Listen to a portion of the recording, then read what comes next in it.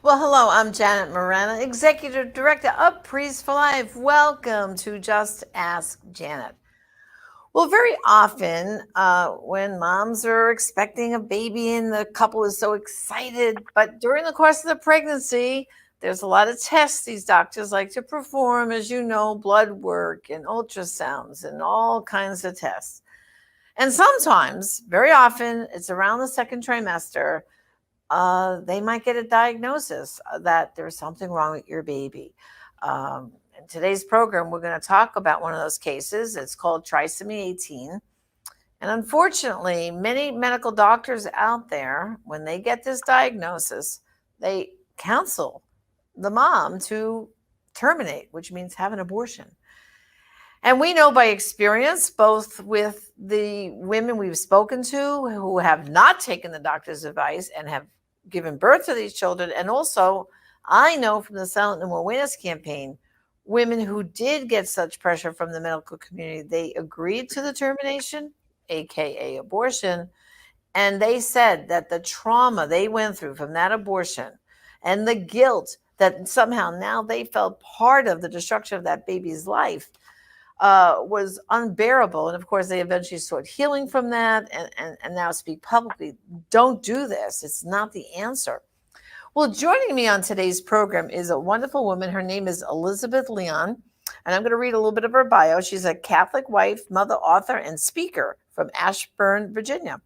She's been a leader in ministry and faith formation for more than 25 years and inspires others to find freedom and healing in Christ through her speaking and writing. Her gift is her willingness to be vulnerable and love with a heart wide open, despite the brokenness of divorce, adultery, death, and sexual abuse. She and her husband Ralph are the parents of 10 children. 5 are hers, 4 are his. And of course, their son that we're going to talk about today, John Paul Raphael, who died in 2018 from trisomy 18. So, Elizabeth, welcome to the program. Hi, Janet. Thank you so much for having me. Oh, it's my pleasure.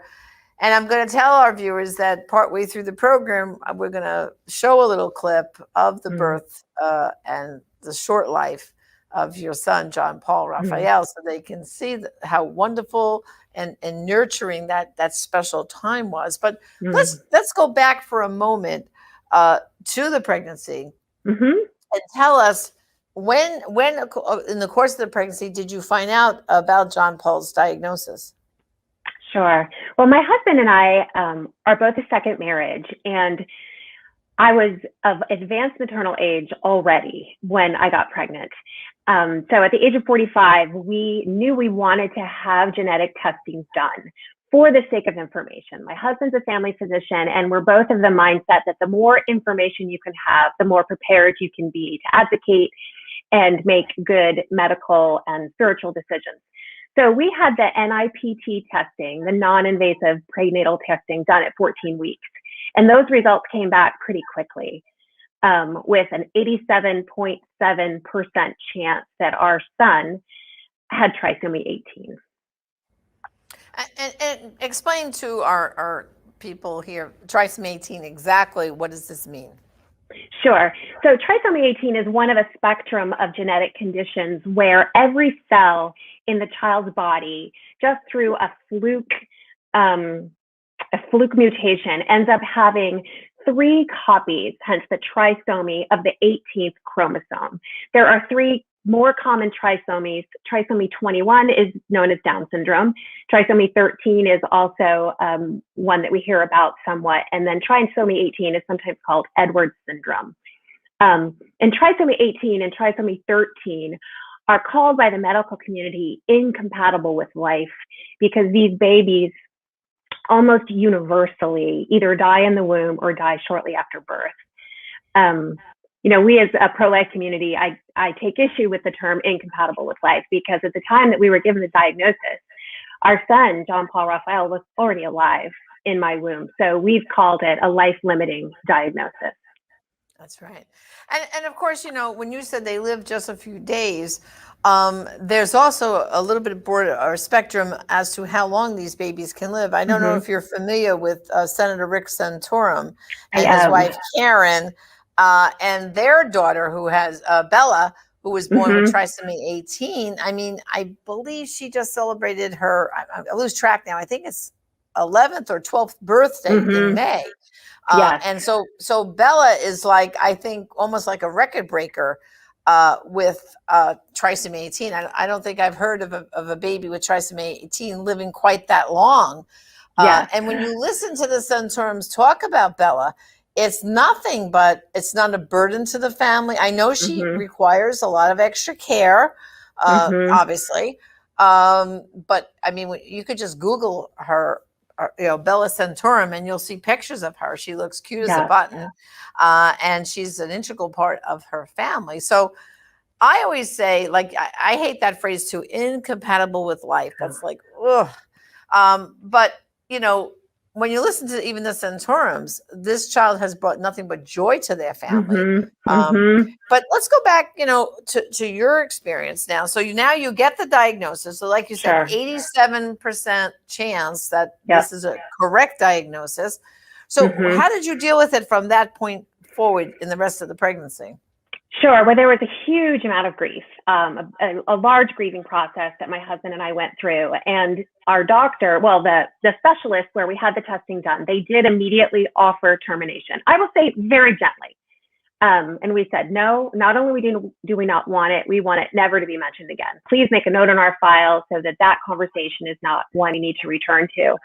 And we were fortunate to have my obstetrician who had delivered my other children. It was the only pro-life Catholic family practice for pregnancy in Northern Virginia. So we knew that our doctor would be on board throughout the pregnancy to support our decision. And at that point, one of the things they proposed was to have an amniocentesis done to confirm the diagnosis, which we declined for two main reasons. One, having the amnio inherently places a risk to the child in the womb. So we did not need to have any extra risk to John Paul just to have the certainty of what his diagnosis was, because we were going to love and welcome his life, no matter how long or short it was. So it didn't change our decision. But more, an amnio would not answer the question I most wanted to know, which is not just did he have this condition, but how are we going to get through this? How are we going to survive loving and losing a baby that we desperately wanted? Yeah. Well, I guess fortunate, unfortunate, because of my work here at Priest for Life, I have had a lot of experience with other couples who've gone down this road. And recently there was another couple, it was a little bit over a year ago. And actually at one time he had worked for Priest for Life. He and his wife now live in Texas. And it was their whole, was just like you, where they were saying we could do more tests. They said, no, we're not going to have an amniocentesis because whatever it is, it is. But it's funny, they still did a lot more evaluation of their baby to say, well, his kidneys aren't functioning, or this isn't happening. And so when he's born, they were painting like this whole long laundry list of all these things are probably what's going to happen, which is why he won't live too long. Did they begin to give you those kind of like markers as to what was going on? Yes, absolutely. We actually had extensive ultrasounds. We had fetal echoes of the heart. We actually saw a world-renowned fetal cardiologist at Children's Hospital in DC, really from the point of view that we needed to know everything else that was going on with our son to be able to give him the best possible chance of living. Trisomy 18, we couldn't fix. We could not change the outcome of what that would be. But if he had one common side effect is called a tracheoesophageal fistula, where there's a break in the trachea, you can fix that. Or if there was a heart defect, you can fix that. So if John Paul had turned out to be one of those really lucky children like Bella Centaurum, whose life extended past a certain period of time, there could have been medical conditions that we would have done medical intervention for, but those would be different than simply trisomy 18, because you can't change the cells or the DNA in his body. The condition that he ultimately would die from was not fixable. Right.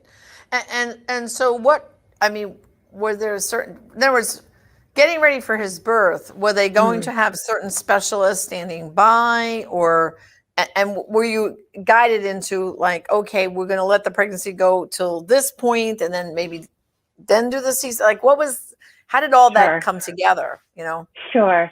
Well, with trisomy 18, it's really a balancing act because with any baby, you want to keep them in their safe environment as long as possible.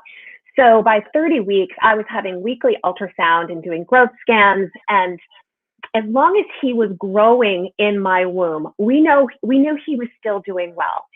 At the point that he stopped growing, we knew then we would have to intervene. And we were blessed that he continued to grow until 35 weeks. And at that point, we got the news that he had not gained any weight within the last week or 2 weeks. We were well prepared with a birth plan, and we had so many professionals supporting us throughout the process, from palliative care, hospice care, of course, the obstetricians, the maternal fetal specialists. There were just so many people that provided us support. And our birth plan was very clear that we did not want John Paul taken to the NICU. If he presented with trisomy 18, which we were expecting, we wanted to simply love and embrace his life as it was going to unfold. It got a little bit tricky, though, because I had a lot of complications myself with a condition called polyhydramnios.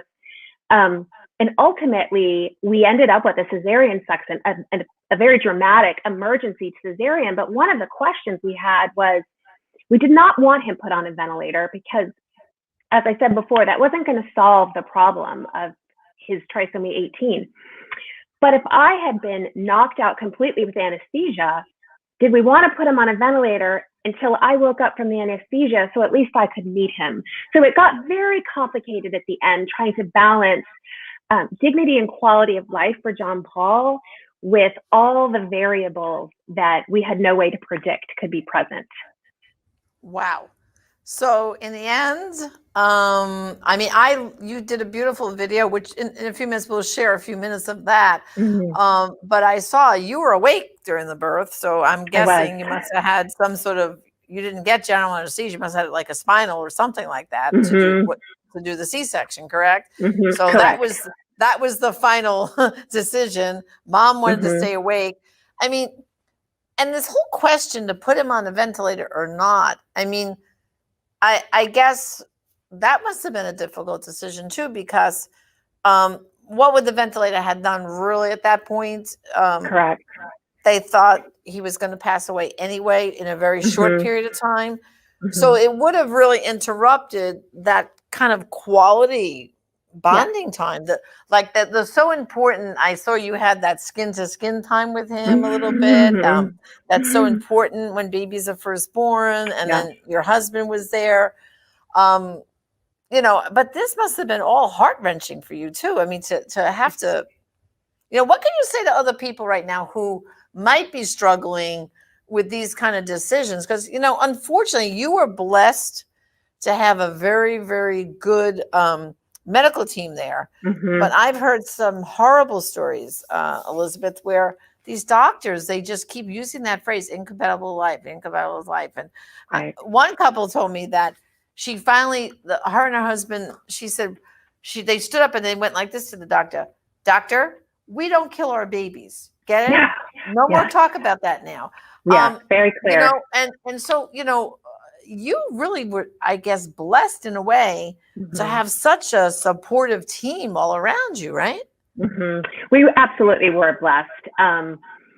Not just from the standpoint of having our own ability to educate ourselves. Like I said, my husband's a doctor, and we had a lot of ability to research and find the information we need, but we were surrounded, and we chose to surround ourselves with people, with professionals that would only were willing to share our mindset. And we were very clear in the hospital as well of what our preferences were and what we needed.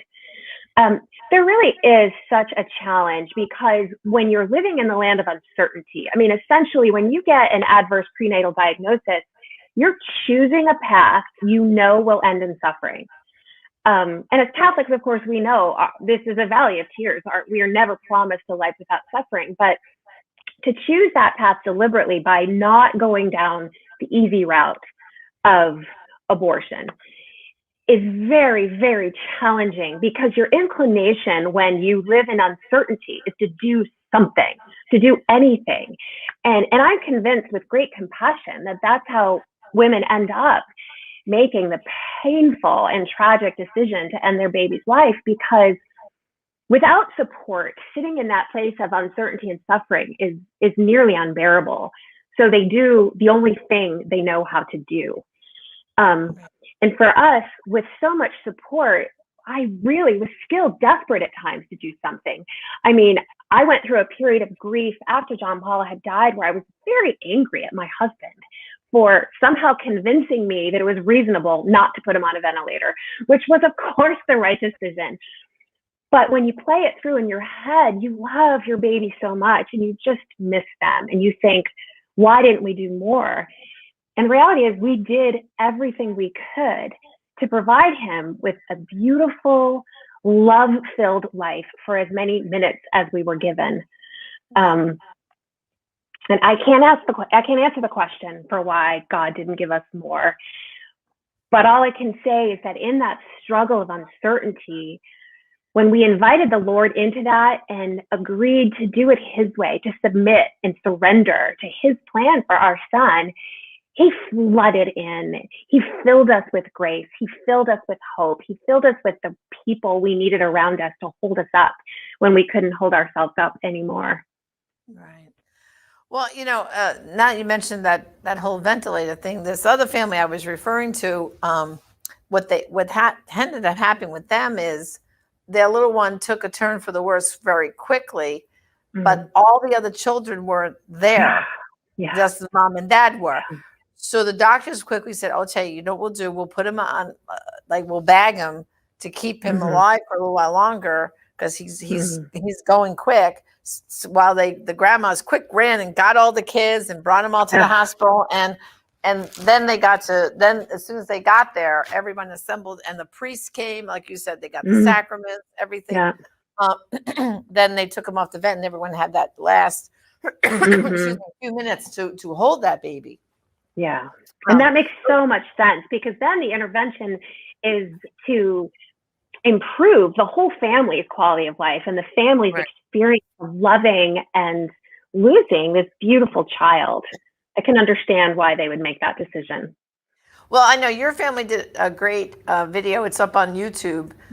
So we took a little clip of that. Let's take a look of John Paul Raphael right now. This is John Paul Raphael. You made it. Thank you all. Thank you all for being so supportive and helpful. It's been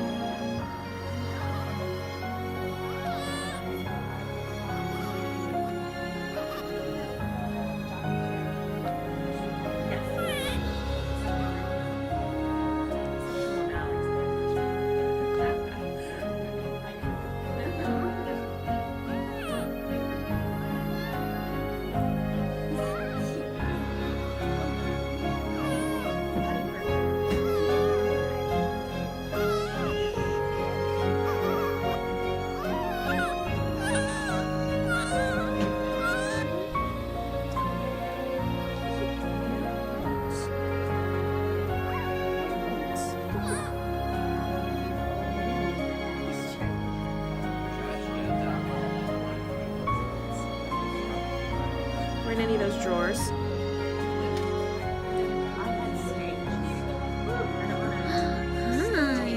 Those were big eyes. I did. I had him stretching these.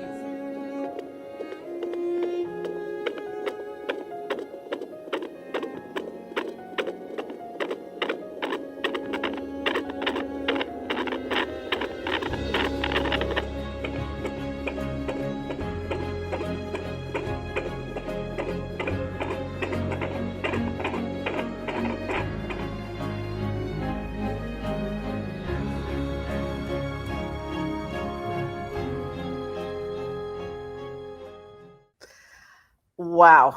I mean, I get all teary-eyed, Elizabeth. Just I've seen the whole video. For the brothers and sisters, if you want, it is on YouTube. I think if you Google John Paul Raphael, it'll come up. Mhm. I found very interesting, Elizabeth, that you calculated exactly how many minutes Mhm. your son lived. Tell us about Mhm. that. 1,690 minutes. Yes. Um, Yes. tell He tell lived us 28. how you came about that and the significance of counting those every precious moment, so to speak. So tell us about Every that. precious moment. You are absolutely right. Every precious moment. Um, he died after 28 hours and 10 minutes. And I can remember there was this point in the hospital after he had died. I think he was still with us. He stayed with us for another 22 hours in the hospital room after he had passed. And it was my first grappling with God of what meaning or purpose could this possibly be. And I remember looking up, like, is there a special meaningful Bible verse that's 28:10? Or I thought maybe there'll be a special number. So we did all the math and we added up the minutes to 1,690. And I tried to just dig and find some kind of significance to that number that would be God's message to me, right? That, Elizabeth, this is why he only had this many minutes. And there was no magic number other than that number itself has become very precious to us. And we're so, so grateful. I mean, it's never enough. People that lose their children in their 30s or their 40s or their 50s, you can never say you've had enough time with your child. You always desperately want more. And we cling to that number. 1,690 minutes of total joy was such a gift and a blessing. And I did see that your other children were there. Tell us about Mm-hmm. their whole reaction. Did they all get to hold John Paul? And just give us the little family dynamic there. Sure, absolutely. Well, we laughed and laughed before we got pregnant because for years, our kids lived in fear that we would have another baby. And so when I actually was pregnant, they really had a very mixed reaction. We had one child say, I hate this baby already. We had a couple that would have nothing to do with it. We had two or three that were just shared all of our joy and excitement. But what we found was such a miracle. When John Paul was here, all eight of the nine of them were able to be present and hold and love him. Our one daughter was snowed in Virginia Beach, of all places, and could not get up 95. John Paul was born in the middle of a deep freeze and a blizzard on the eastern seaboard. But they were transformed. I mean, there's this moment in the video where Ralph unwraps John Paul's blankets, and you just hear this chorus of little voices go, oh, and you just hear them falling in love with him. One daughter in particular, she was going through a very challenging season with her own mental health at the time. And one of the biggest challenges of our pregnancy was the fear of losing John Paul at any moment. He could have died in my womb. We were also really struggling to keep that daughter alive. So we had this deep fear that we had two children that were very much at risk during that season. And she fell in love with her little brother and held him and loved on him and took videos of him. And I truly believe that his intercession for her in heaven is what has turned her life around. Wow, beautiful. And of course, Elizabeth, you have written a book. In a few minutes that are left, tell us about the book and when it's coming out and how people can obtain a copy. Yes, thank you. Well, this is really an obedience to the Lord. After John Paul died, we had a beautiful mass of Christian burial for him a few days later. And I felt this call on my heart that I wanted to speak at the mass because so few people had an opportunity to meet him. And we just felt so convicted that we wanted to share something of the wisdom or the purpose that we'd gleaned from his life. And I went to our adoration chapel the night before we buried him late at night and sat there with my laptop and just begged the Lord just to give me, Holy Spirit, give me your words. What can we possibly say about our beautiful son and his short and shining life? And the Lord gave me two phrases that day, one of which has truly become my mission. The first was, the miracle that you get is not always the miracle that you pray for. So John Paul was a miracle. His life was a miracle. But the miracle was not that he lived and stayed with us to live a long life. The second phrase that the Lord gave me was, let yourself be loved. because John Paul was adored. He was showered with love in only 28 hours and 10 minutes. This beautiful, tiny little 4-pound baby that, had funny little ears and wasn't perfectly formed, but none of that mattered. He just was a gift from God, and we loved him simply for who he was and his presence in our life. And I heard the Lord say to me and to all of us that is his call, his invitation for us to let ourselves be loved. And it took the suffering of losing my son to really break my own heart open so that God's love and freedom for All right, me so and Elizabeth, joy. just tell us quickly how they can get the book. Sure, absolutely. The book will be available from Kohler Books beginning January 4th. You can find it also on my website, elizabethleon.org. Okay. Let yourself be loved. Thank you for such a powerful witness. God bless you and your family. And brothers and sisters, thank you for joining us on Just Ask Janet. I hope you found this story really inspiring, but also informative. Until next time, I'm Janet Morena, Executive Director of Priests for Life. God bless. I will be silent no more.